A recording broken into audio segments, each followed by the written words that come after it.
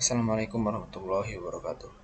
Perkenalkan, nama saya Miftah Farasal Syarif dari Denver School, tepatnya kelas 11 DMM.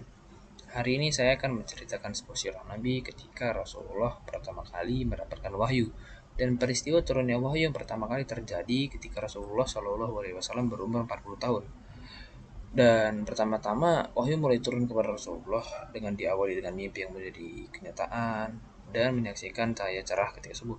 Sejak itu Rasulullah senang menyendiri. Beliau mulai menyendiri di Gua Hiro untuk beribadah pada malam hari selama beberapa malamnya.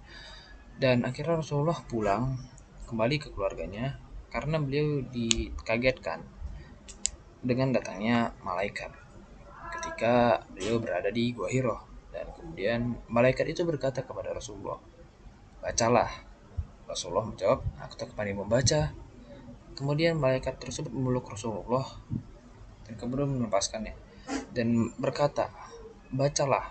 Rasulullah kemudian menjawab, "Aku tak pandai membaca." Kemudian malaikat Jibril memeluk Rasulullah lagi dan melepaskan dan menyuruh Rasulullah, "Bacalah." Dan kemudian Rasulullah menjawab lagi, "Aku tak pandai membaca." Kemudian Jibril memeluk Rasulullah dan membacakan surah Al-A'la yang berbunyi seperti uh, yang berarti bacalah, bacalah. Apa perlu apa ya? Oke, saya bacakan Arabnya. Yang pertama, Iqra bismi rabbikal ladzi khalaq, khalaqal insana min 'alaq, Iqra wa rabbukal akram allazi 'allama bil qalam, 'allamal insana ma lam ya'lam. Dan kemudian artinya yaitu yang pertama, bacalah dengan menyebut nama Tuhanmu yang menciptakan.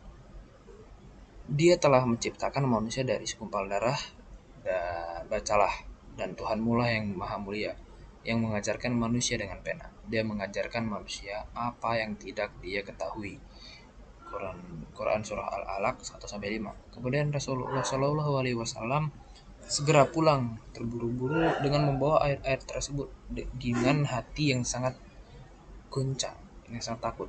Rasulullah datang ke kediaman Khadijah binti Khuwailid dan bersabda, "Selimutilah aku, selimutilah aku." Dan kemudian Khadijah pun menyelimuti beliau hingga hilanglah rasa takut dalam hati Rasulullah.